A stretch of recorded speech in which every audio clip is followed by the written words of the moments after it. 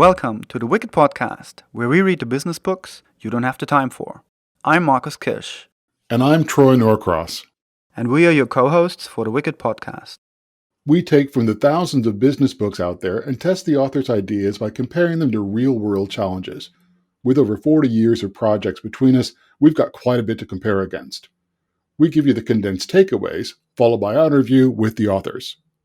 We know you want actions, not theories, and it's actions that we want to help shape, because that's what the Wicked Podcast is all about, helping you to become a wicked company.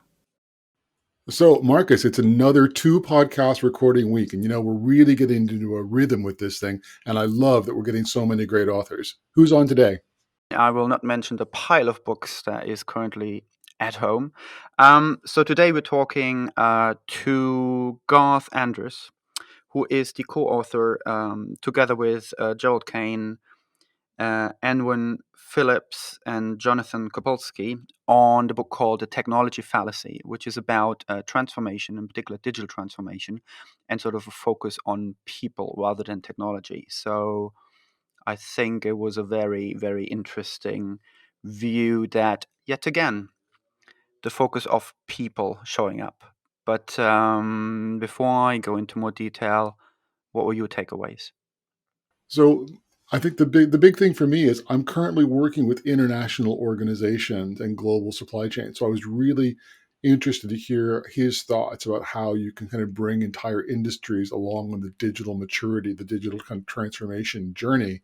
And I think that was a really great insight that I can bring back to the stuff that I'm dealing with in clients today.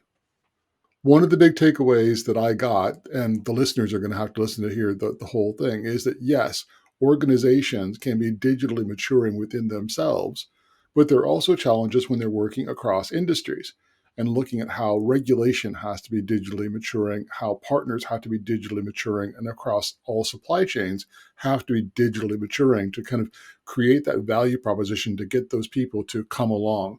So it's hard enough to do even within your own organization, but then doing it across an industry or across an ecosystem of suppliers, vendors, partners, and regulators, it's even more challenging. Yeah, and I think what I took away from that, apart from that complexity, is also the fact that he was saying, and he gave us an example of a project he worked on where they had a team that was given seemingly the money and the bean bags, and then there was another team that didn't. However, that team started to be changing more and people actually moving over to the team that wasn't the main focus team, but it just performed better because people there were seemingly more excited, they learned more, and it was a better environment.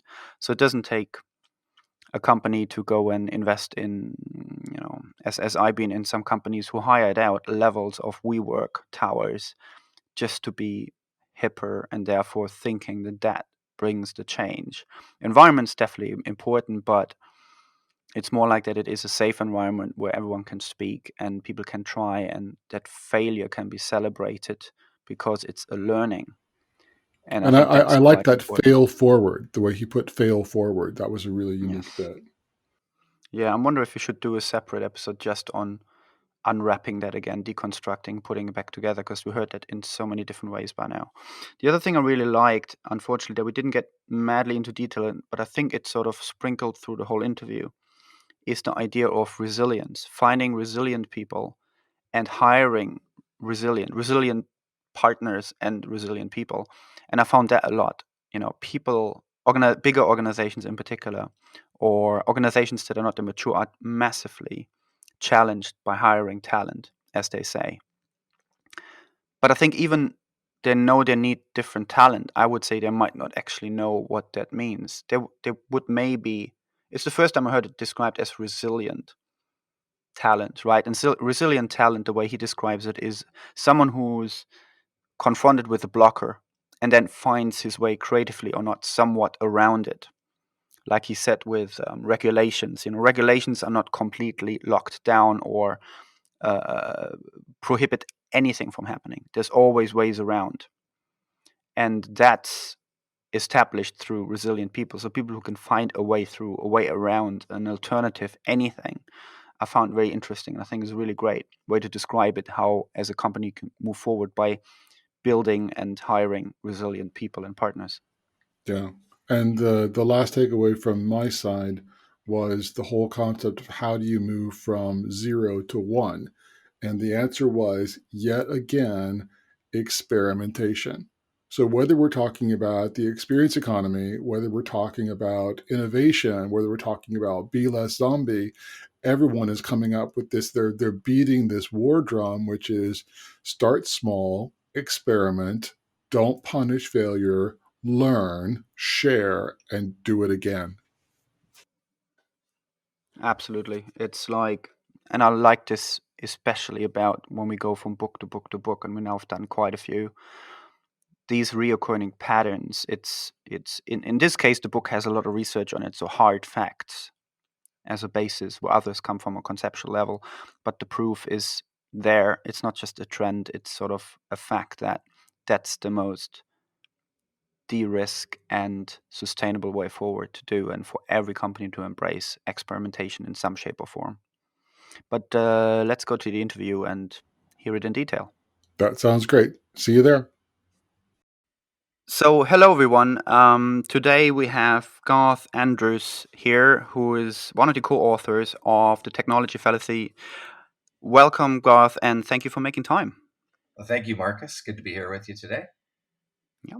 So, really great book on transformation in general, but we're gonna let you dig down a little bit more into the guts and details of the book. So let's start with how you got to write the book with your co-authors and how that all came to be. Sure. So we started a few years ago about looking at four. We started with some key questions around being digital because everybody was starting to ask the question, how digital am I? How digital do I need to become? And how do I get there? And so we started to ask some questions, and we started mainly focused on the strategy of an organization. So it's actually started out quite um, not focused on people and culture as much as it was on a strategy of an organization.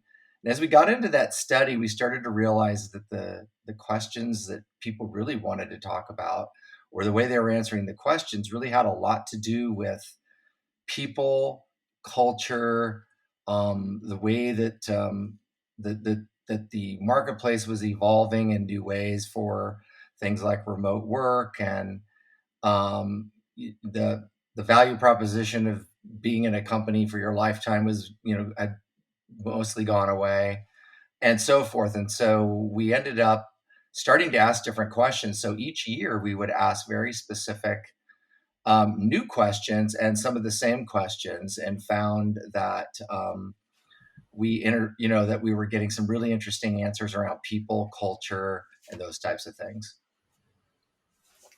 So tell me, Yeah. with regard to the research, as I remember, it's 4 years worth of Correct. research. How many organizations? How many kind of data points? So there were 16,000 people in organizations over 4 years. We're well over 25,000 now with the additional studies that we continue to do each year. It was over 3,700 to 4,800 different responses that we would get each year. And, we looked at, hundreds of different companies. Wow, that's just a huge body of research, which I think lends so much more credibility to the insights that you pull on the back of that. So well done to you and the rest of the team to pull off that level of work. Well, thank you. And also, the thing to be noted on this is that it wasn't country, very specific country centric and US, UK. It was really a global survey. So we surveyed people in, quite a number of countries. I think it was 30 countries. And then So on top of that, we actually interviewed 75 different leaders at companies to go deeper in companies like Walmart, Google, MetLife, Salesforce, Marriott, Facebook, and so forth. tiny little companies that Wow. nobody's ever heard of. Yeah, well, talking about because you mentioned earlier if people are sort of the focus, or organizations have identified that enough, that what the values and what the challenges are. So can you elaborate a little bit more on challenges for organizations and maybe the people inside of organizations who look at, so how do we grow maturity? How do we uplift capabilities? Is it something that we need to buy in talent? Do we have to train differently? How do we phase people out? Because sometimes they just have to do so. How, in your experience or with the research you've done, sort of what did you hear? What seems to be the strategies available in order to, let's say, step change organizations? Sure. Yeah, that's a great question, because so many companies look at this and say, I don't have the people, I need to buy them. I need to acquire those people. And what we found in our research was the companies that became more digitally mature, and we would measure companies in levels of maturity based on the results of the data. But we found those that were more increasingly mature, they would tend to have a blend. In other words, they would hire some skill sets that they needed and some people into key positions where they needed them. But they would always train their own people and create additional capability in the organization to be able to respond to digital. And where this leads to is, I mean, the first question people always ask is, what does digital mean? And we really look at digital in the really total environment that you're in. So it's about another way to think about this is the digital age. So we're really in the digital age, where things are, we have anything from artificial intelligence to, other intelligent machines, and IoT, and all you can go down all the buzzwords and acronyms all along the way. But the reality is that we're talking about human beings in a digital world, and the focus is not on the technology. The focus is on the technologies that are around us and how people are able to use them in new and different ways. We kind of thought that AI was going to solve everything, and we were going to get rid of people, and those things haven't really transpired to that level. And what we're finding in AI in general, and you can see a lot of the research focused on AI right now, is that AI is really becoming more of an aid to human beings rather than completely taking over something. Certainly, there's areas where machines and especially in manufacturing with robots and those types of things. We do a lot with robotic process automation and those types of things that are taking away or automating things that are routine, and even things that are deeper thoughts, about how people think and do things. But the thing to remember in all this is that people are at the center, um, and that um, we're really focused on the digital age as we are then on specific digital technology, because those will continue to change. So if we're prepared as an organization, we will, or as people and individuals, we will be able to navigate whatever digital or technology, new technologies come along. Yeah, that's really there's a lot in there. Yeah, and I think it's interesting for us now, having talked to quite a number of people writing different books about essentially it's always about the new era of what does it mean? Is it leadership? What with people who work? What's with teams? What's with customers? All of that.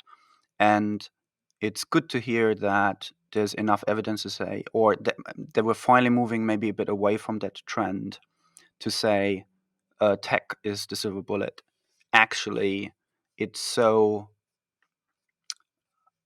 out there that it's a bit like electricity now, right? So it's not a differentiator anymore as much as it can be, but it depends on in whose hands it is, right? So you can buy yourself a Formula One car, but if you don't have the right driver, you're not going to win, right? So And it's interesting so from my own experience, talking about, for example, projects I did over at BT, and it's interesting to hear that you worked there, were there as well years ago. They definitely have a mix. For example, we were there to train up people, but we also helped them become trainers so they can train each other, right? So the mix is definitely interesting. And the question I have here is maybe if it is a mix and it starts to be more focused on, if we want to be progressive as a company, we need to be able to train and learn ourselves.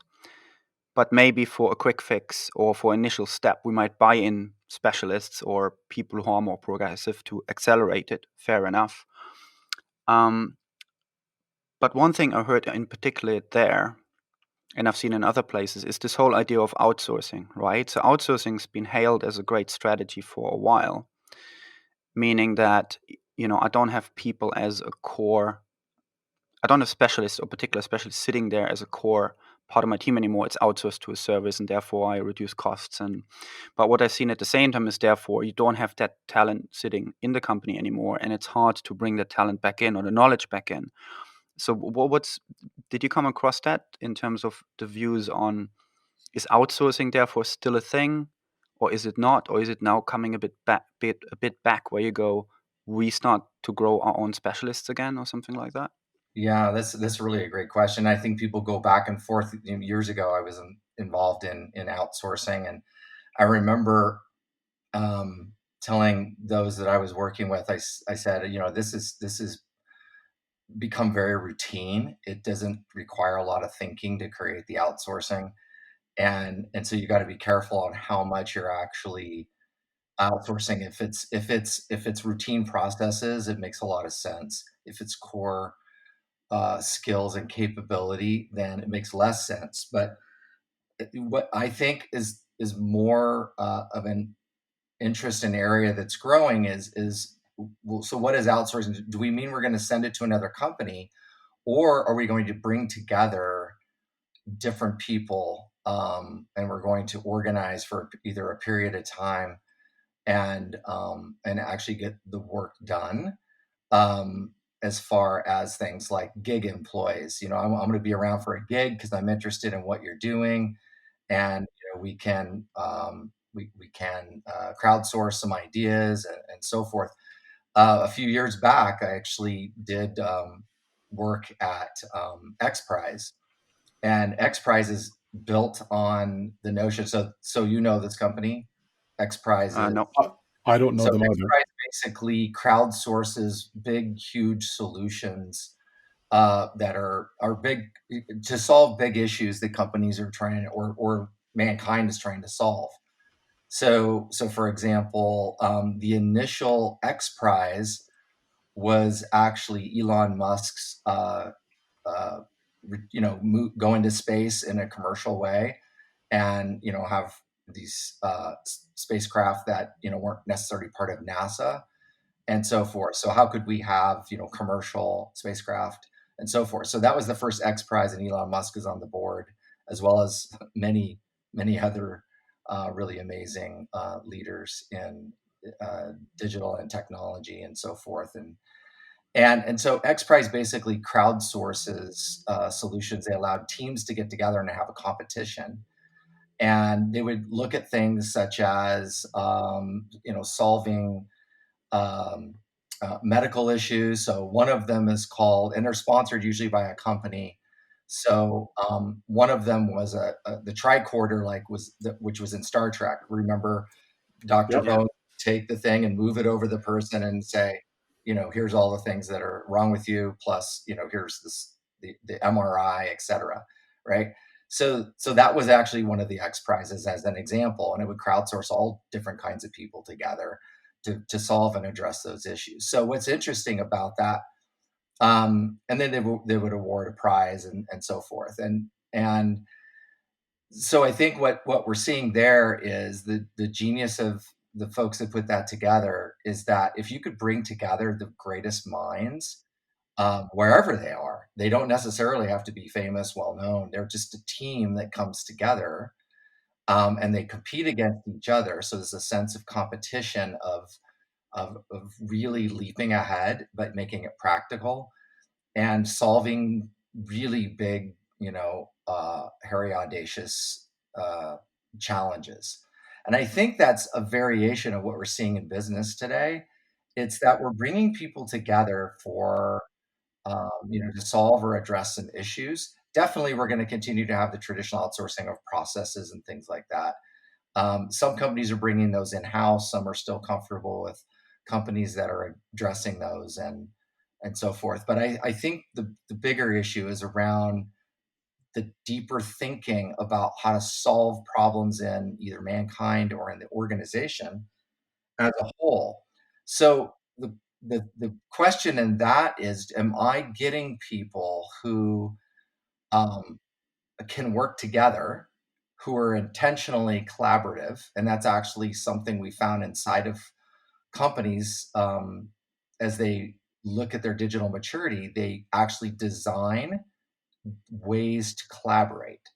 And that could be within the org as well as with this network of the universe of people you could work together with to solve problems. So I think it's actually more about gig employees and people coming together because they want to solve or address particular issues. And I think that's where we're at today with a lot of that. So that's interesting on a couple of different levels. I'm going to jump right into the deep end of the pool though, because there's somebody on the planet with the association with the number 45 who doesn't believe in collaboration at all and actually wants people to aggressively compete, and then the best solution kind of floats to the top. And that's just so counterintuitive to the way I think and counterintuitive to the way that you're describing things. But rather than going off on a political junket, come back to your point of digital maturity. You say three different kind of levels: early, developing, and maturing. And the organizations that are maturing kind of already see that flywheel effect. They're already getting better and they continue to accelerate and get better and better. If you're down at the bottom, if you're in early, how do you go 0 to 1 with an organization on the Mhm. digital maturing journey? Yeah, that's really a great question.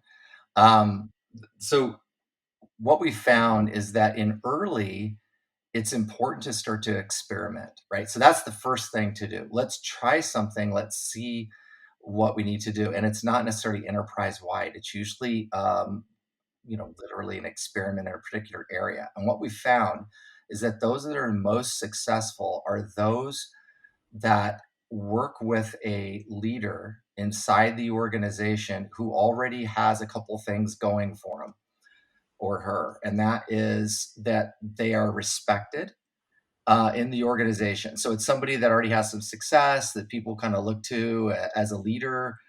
And so we found that, Just to be clear, as a project sponsor or uh, working with someone really, within the project? yes, I wouldn't really call it a project, and that's I would call it an experiment, right? To start with, Okay. it can become a project, but in the beginning, it's kind of like, hey, let's try this. So it's that spirit of, hey, let's give this a try, right? Okay. And so if you have, I would call it more of a sponsor or a leader sponsor, Hmm. and don't think of it as like the project. In fact, it's very often a lot of the success inside of digital is about not making it a project, but making it, let's try things. Let's try a number of things and see, let's have a hunch about what we think might work. And then let's improve those hunches with information and feedback. Hmm. And, and so what you're looking at is getting a leader who can sponsor and provide some of that. So you want somebody that's already successful in the organization that people kind of look to as, a really good leader. They're successful by the measures of the company itself, and they already believe that there is a lot that can happen here. They're not wedded or deep. They're not so deep seated into the culture in ways that make them, operate in ways that are kind of counterintuitive to exploring. So which the culture of the organization might have. So for example, if you were a manufacturing organization for years and years and years, they've spent that company spent time driving variation out, right? we don't want variation, we want perfection, and we use methods to get to the point where there's little variation. And when that happens, a lot of that variation, or a lot of that focus on driving variation out, creeps into everything you do. How your talent and HR processes, your financial approach, how you lead people, and all that. And pretty soon you've got an organization that doesn't like to experiment. They like exactly everything perfect, which is completely counterintuitive to what happens in the digital world today, which is if you wait to get things right, you're going to already be 100 miles behind everybody else, right? So It's about I've got to tell you a story. So I okay. worked for Nokia for about 5 years.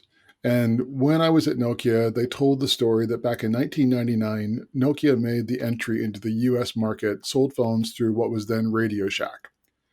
And they had a stumble because the firmware that went out on those phones did not work. And they stumbled entering the US market. And Nokia came back and thought and thought and thought and thought and decided, okay, we're going to put in processes in place to ensure that everything is positively tested to the nth degree and perfect before we burn that silicon in. And this became their kind of Six Sigma focus on perfection. It wasn't so much driving out variations, but it was ensuring that there was zero chance or near zero chance for errors.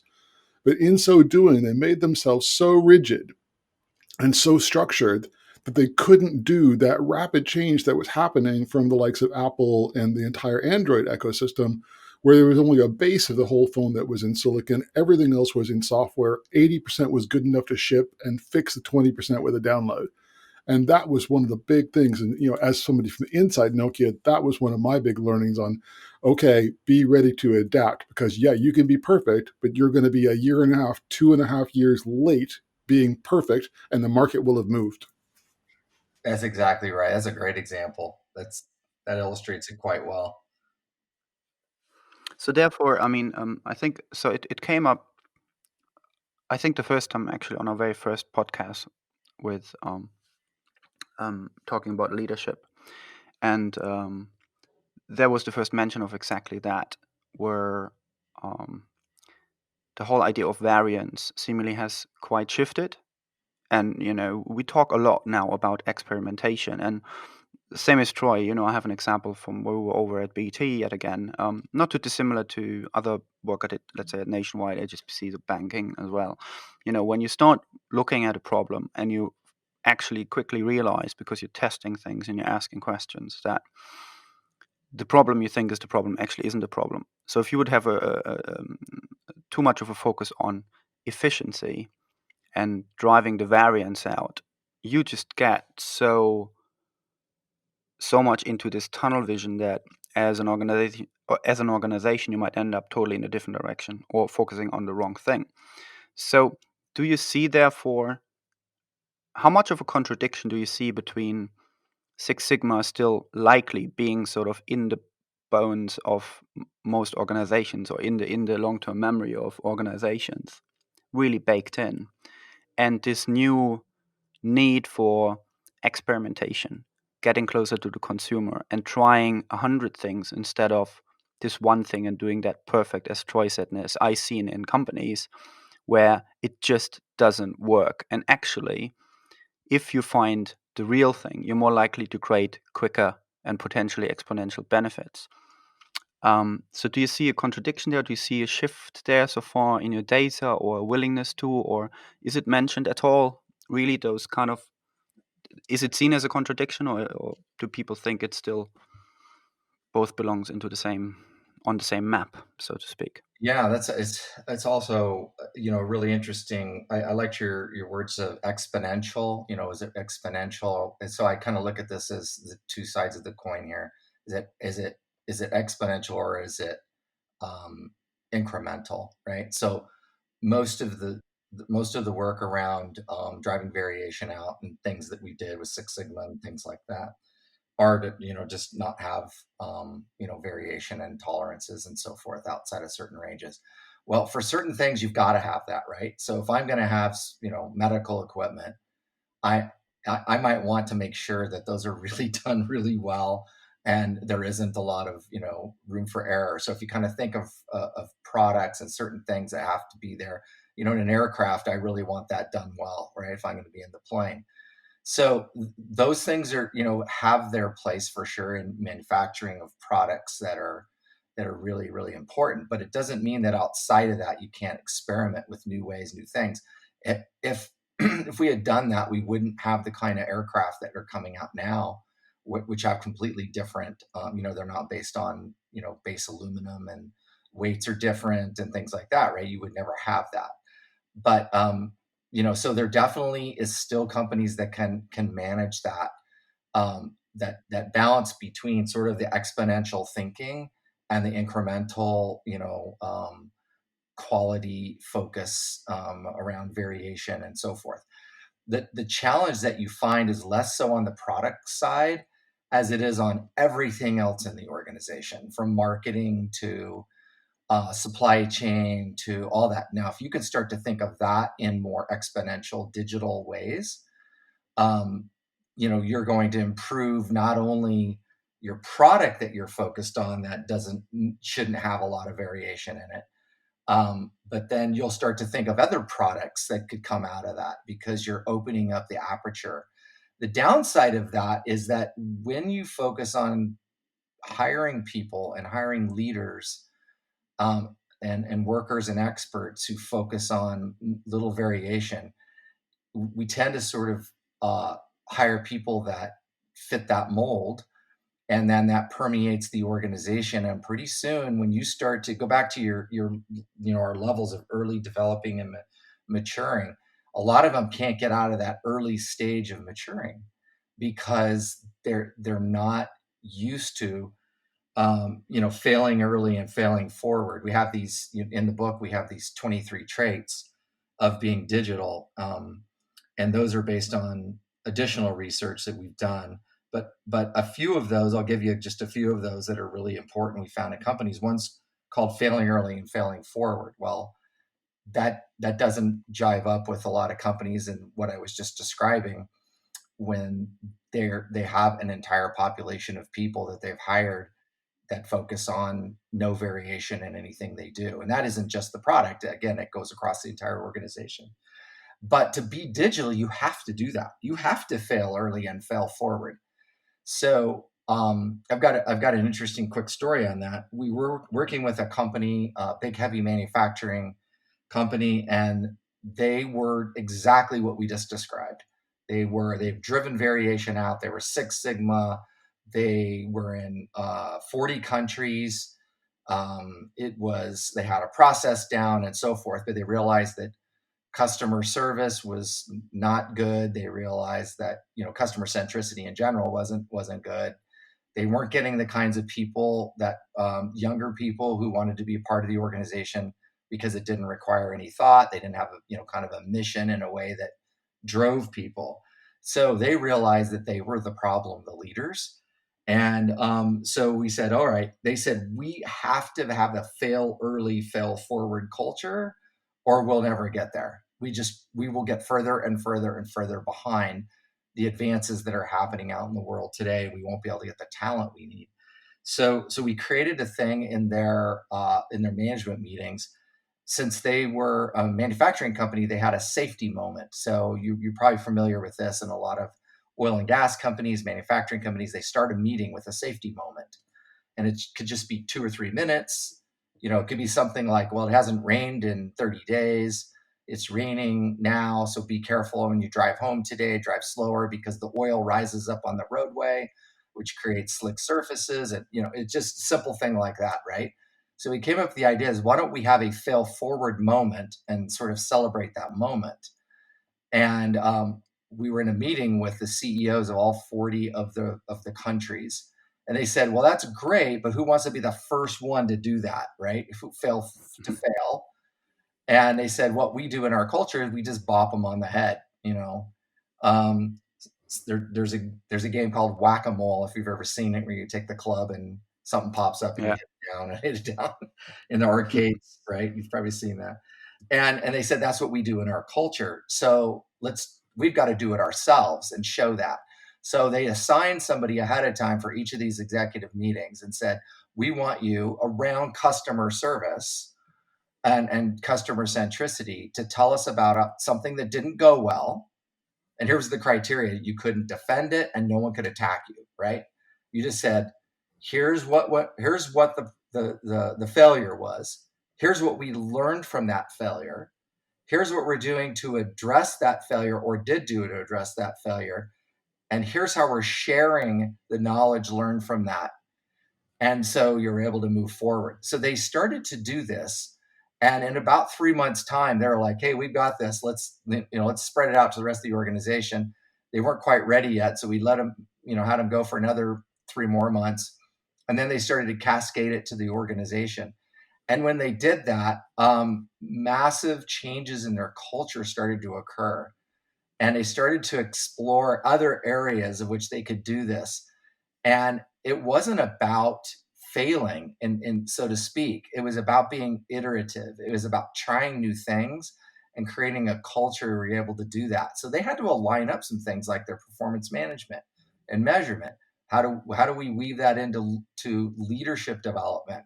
How do leaders lead differently in this environment? So it kind of expanded into those types of things. But that's how you start to move up, that range from a company that just doesn't like to do things like that likes to be precise and perfect. So That's a great story. Yeah.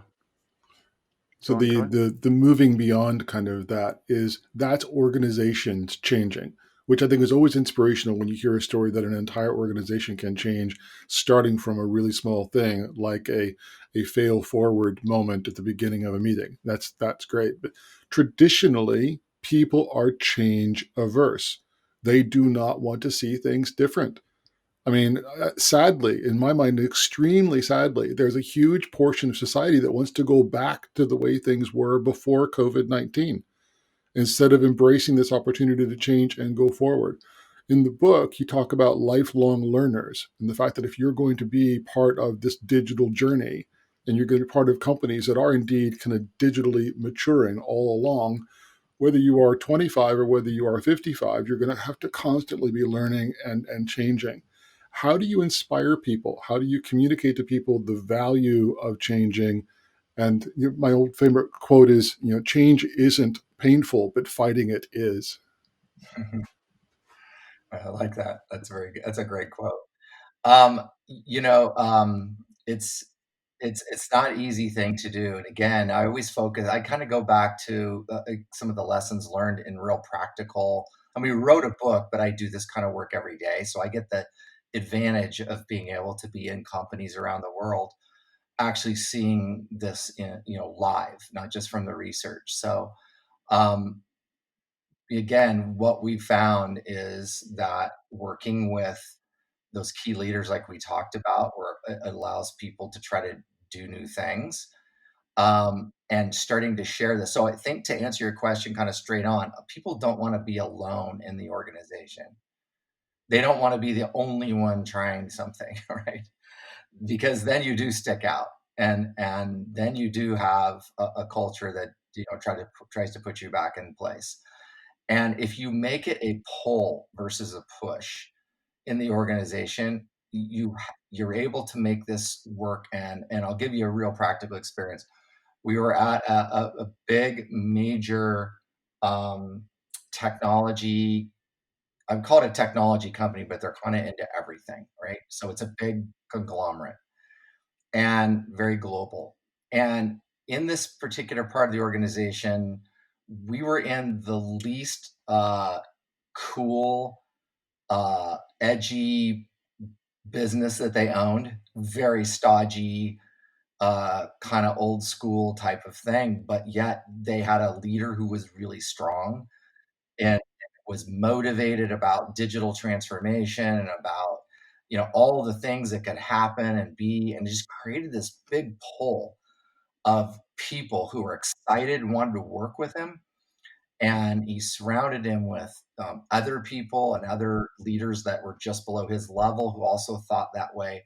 And I'll never forget, I was in another part of the organization, And the leader said to me, "Hey, Garth, what's going on over in X group over here?"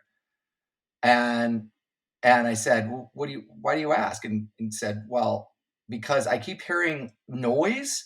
I'm hearing things going on, and I'm also having lots of my people transfer over to that group. So I want to know what's going on." So what was interesting about that was he was in the really cool part of the business that everybody wanted to have on their resume, and people were literally transferring out of his group.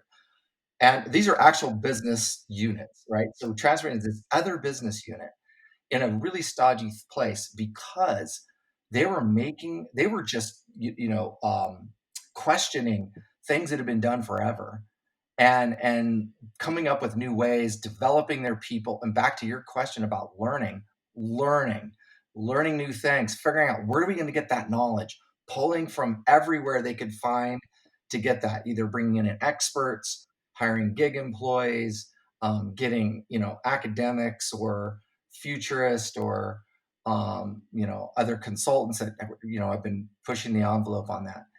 And I've now seen that story repeated over and over and over. So I'm really convinced that if you make it a pull rather than a push in the organization, and that revolves around getting the right leader and leaders below them, and then starting to change. So what's really interesting is there are things in the organization that would just crush that kind of an effort, right? Your performance management, the policies, the culture of how we've always done things. But what's interesting about those leaders is they always say, "Let me take care of that. I will remove the barriers from this group as we start this," and they get uh, exceptions to the rule to make that happen. And as they see it's beginning to be effective, they go back and change the policy. They go back and add this into performance management or change it. They go back to how we reward people and start to make the iterative changes. So this is what I've seen over and over and over again and you've got to have that feel of, we're going to try something new. And when you do that, it creates this excitement in the organization, the thirst for learning, and attracts people who are like that. It kind of turns your initial point of view on its head. And your point of view was no one wants to be alone. And you said initially no one wants to be the only one changing. But in the end, it's no one that wants to be left alone not changing. Right. Exactly. People wanted to be a part of that because they could see it happening. Yeah, I think it's this.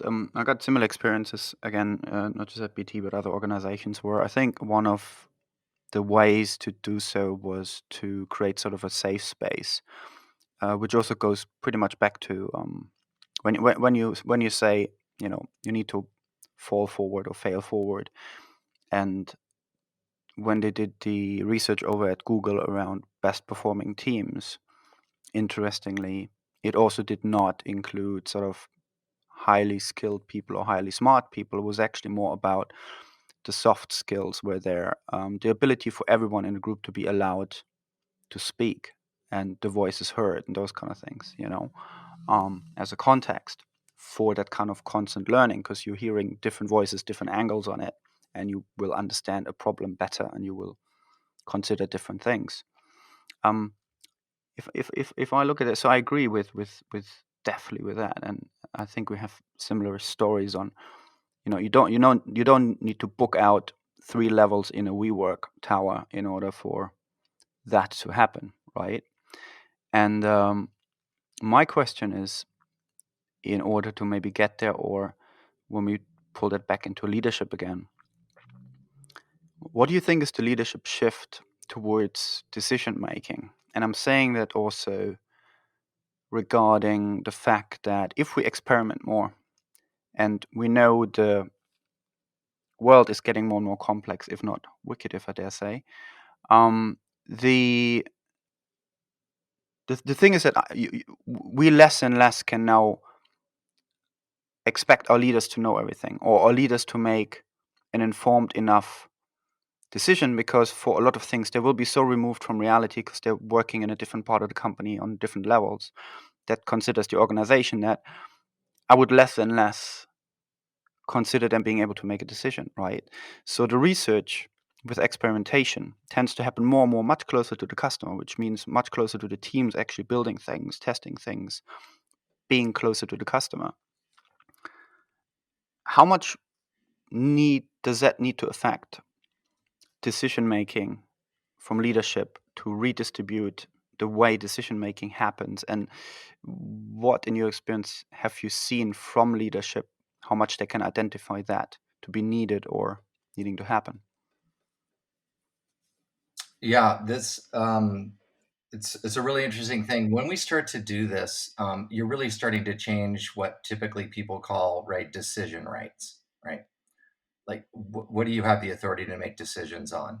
Very often, that's where companies trip up because they look at their people that are working, below a leader who maybe has wide decision rights and decision making ability, and then people below them have less, right? And they kind of put it all in one giant bucket and say, well, I can't trust people to try these new things because something might go wrong, might affect our customers, might affect a product, might affect a process, might create, some unacceptable risk, whatever it may be.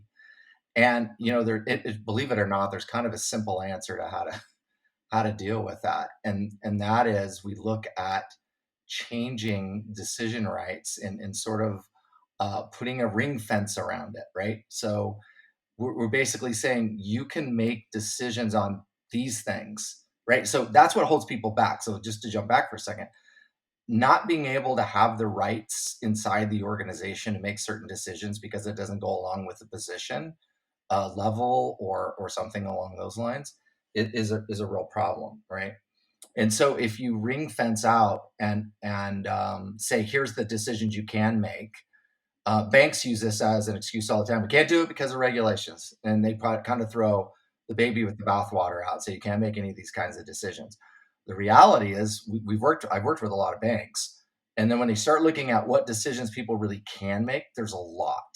And so what we've done is sort of like it's like drawing a little squiggles, lines, saying you can make decisions around these things, and you find out, oh, they can actually make decisions over here and over here, but they can't make these particular decisions that might affect the organization in a more negative way until they've been able to demonstrate skills at these levels. So if you think of like an oil and gas company or someplace like that where they have to worry about a lot of safety issues and things, if safety may be off the table as a decision, where you can't make any decision that was going to affect safety, but there's a whole bunch of stuff around that you can make decisions on. So if you change those decision rights, that will start to free up things faster because people are able to feel comfortable that they can make new decisions that they hadn't made before.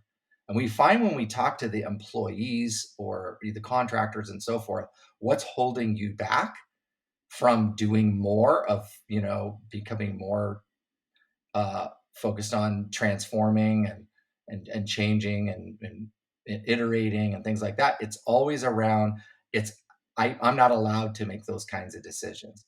So we find if you can change those, and they're fairly simple to do, you just have to analyze what's on the table, what's off the table, and so forth.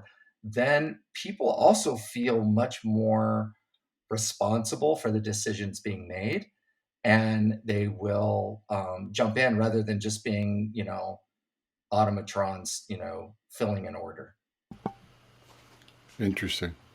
So if we kind of move the conversation a bit away from within the organization, which we've been talking about, and I started to ask the question before I got to that part of the book where you actually answered the question, which is if I am a digitally maturing company, but I'm working in an ecosystem that is industry wide, and some of my supplier partners or some of my customers or some of my vendors are not digitally mature, what can I do to kind of bring everybody forward? How do I create a business value proposition that says, yes, I'm here, it's great, come over here, come this way, make the investment? How do you do that kind of either industry wide or Do you start one partner to partner or one partner to supplier? What's your thought on the industry challenge of digitally maturing industries?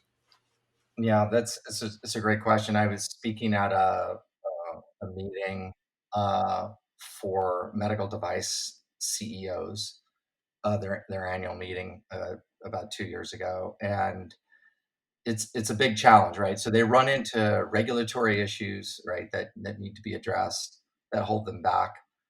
They run into supply chain issues, and they run into those types of things. Um, Equally interesting at that meeting was there were a number of small, really small companies that might be 20 people, rather than the big, medical device business, who were doing what you were describing. Like, how do we do the workarounds? Because they worked in those companies before and saw the problems and then went and said, we're going to address those issues. And so that's one way from a sort of an industry standpoint. And then if you start to expand that out, I think one of the biggest challenges has been supply chain. We've seen this with COVID-19, all supply chain problems and issues, right? That we've had. And some supply chains were very effective, right, in getting things to market. Um, and some of them relied on other areas that broke down, right, and weren't as effective as them. And they figured out new ways of doing things and new ways of getting things to market. You've probably heard some of those stories, like, well, we didn't have, the trucks available in the trucking company that, and so we hired this, a group to go off and figure out how to get, the transportation solved. And people start to, create these new innovative ways around that. I think the key on this is not to give up and wring our hands and say, well, we can't do it because, our partners aren't allowing us to be there. I think companies that are thriving in this kind of environment are figuring out ways to get around the blocking issues that come up. And think about what that does to people. I'm bringing it back to the company for a second, but um, it, people who are doing that, have a key characteristic that they're able to do. And this is coming up in a lot of companies right now. And that's the concept of resiliency, right? So are we hiring resilient people? And they're actually even looking, we have one company that hired us to help them figure out how do we identify and hire resilient contractors. I thought, Mm, wow, that is a really interesting idea. And as we started to get into this with the company, we're like, well, what do you mean? As it started going deeper and deeper, and they were like, well, when things get hard, people kind of like fold and say we can't do that. So how do we hire people who are resilient and are able to handle, lots of things out of the norm at a high level and maybe even thrive on that? So how do you identify them? How do you develop them if you don't have them, etc.? So mm, I think these are some of the challenges that people have to deal with. I think supply chain is a really interesting one because um, a lot of a lot of organizations control this in their purchasing and so forth, and just had it locked down. And then people figured out, the little supply chain companies started, you know, popping up all over to say, we can get around all those issues that you're kind of looking in the old traditional way of doing. Here's a digital way to have a catalog of things you can buy, and here's how we can get them to you, and moving around that. So again, any company that wants to be more digital, and this is from our research as well, is and it comes from work that we've done at Deloitte, and research we've also done at Deloitte.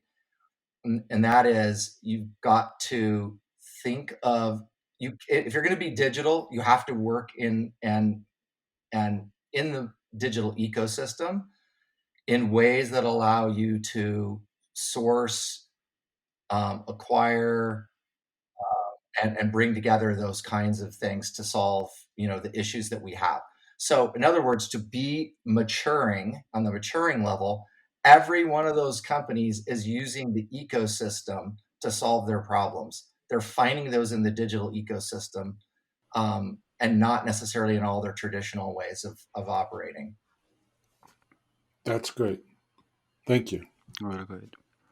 Yeah, I'm just looking at the time, unfortunately. So I'm gonna ask likely the last question, and I try to keep that sharp. So we're obviously now in a COVID-19 world, and a lot of things will happen, and it's already on the horizon as we are recording this that a lot of people have been furloughed, will likely be let go, and it's sort of the standard way to react to pressure or trying to be more efficient in a lot of companies. What would you say is the one thing for companies to consider, or maybe to convince them to say, right now, don't go back to old habits, invest in the future, try things, bring it on, invest rather than cut back? What do you reckon? What would be your one thing or your first thing to say to convince organizations not to fall back on old habits? Yeah, and I think it's in some ways it's kind of like everything we talked about today. But I think where things are going today, and the number one thing of companies that are kind of making through this, what they were thrown into virtual work, and they're seeing, some of them are seeing that this could work, and I think that rather than going back to only thinking that we can do things on site, we're starting to learn that we can do things in a more of a ecosystem with people working outside of traditional ways of thinking. And I think you can go back to companies and say, hey, you've been able to figure out some really interesting ways to organize, operate, and behave in this new environment. You've got to look at this, and those three words, organize, operate, and behave, differently in this new environment, are going to be really critical. You've experimented and seen that some things around virtual work could work, and you weren't down that path very far, but you've been able to make some of that work. How do we look at that and what we're faced with in new ways? Like, how do we organize work in new ways that will help us deal with the situation here, and maybe not get rid of people as many as we would have to give away?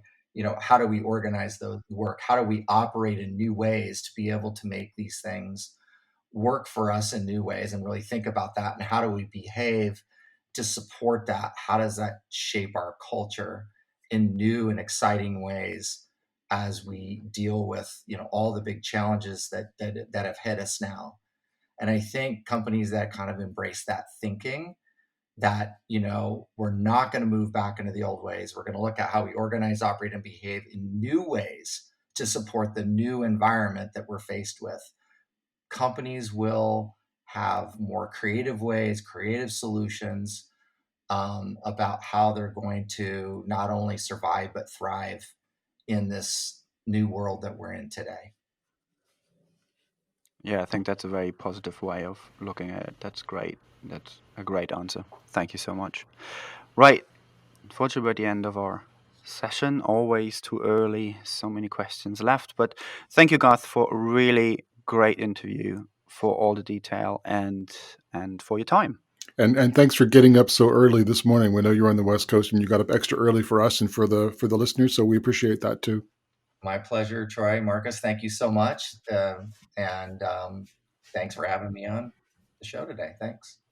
Thank you. You've been listening to The Wicked Podcast with co-host Marcus Kirsch and me, Troy Norcross. Please subscribe on Podomatic, iTunes, or Spotify. You can find all relevant links in the show notes. Please tell us your thoughts in the comment section and let us know about any books for future episodes.